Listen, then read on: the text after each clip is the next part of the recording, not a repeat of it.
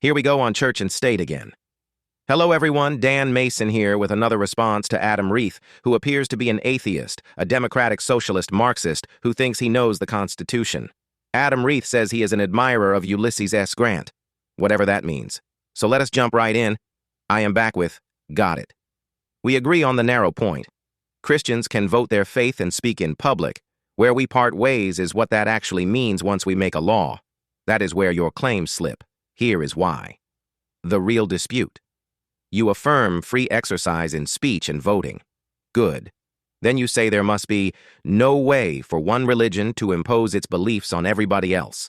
That sounds fair until you define impose. Every law imposes a moral view on everyone. The only question is which moral view to adopt.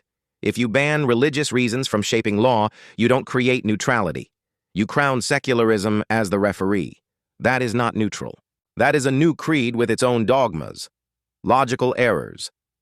Equivocation on impose. Barring a state church is not the same as barring biblically shaped laws.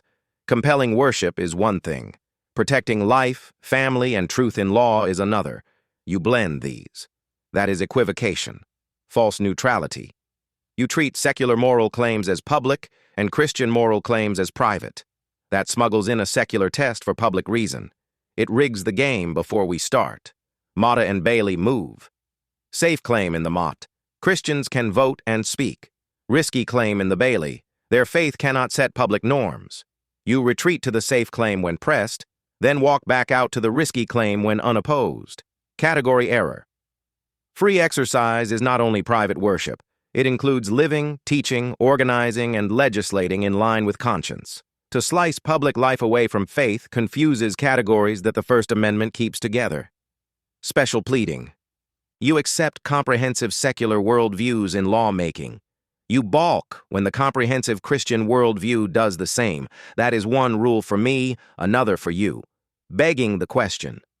No religion should be privileged, begs the central question. On what grounds do we privilege any moral claim in law at all?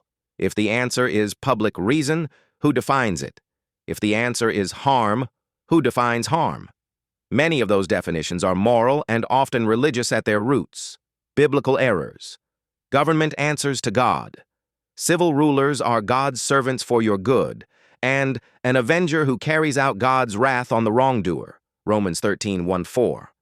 If the magistrate punishes evil, he must know what evil is.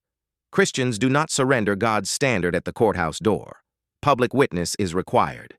Jesus calls his people salt and light in a city on a hill.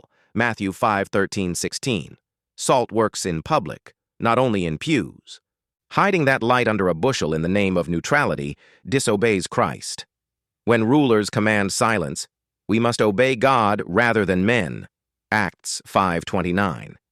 If a regime tries to quarantine faith to the private sphere, Christians speak anyway. That is not theocracy. That is fidelity. Law can be unjust. Woe to those who decree iniquitous decrees. Isaiah 10:1. God judges statutes. That means Scripture critiques policy. You cannot wall off law from the Lord and still call it. Nations are judged by righteousness. Righteousness exalts a nation. Proverbs 14:34. National life cannot thrive on a value-free process. It rises or falls on moral content. Scripture supplies that content. Clarifying the standard. You say you do not want to keep believers from voting or speaking. Then don't keep our reasons from shaping law. My vote is accountable to God. My arguments will quote Scripture and natural law. Your vote is a matter of your conscience and the reasons behind it. Let them meet in the open. Let citizens decide. That is not imposition. That is self-government. A better framing. No state church.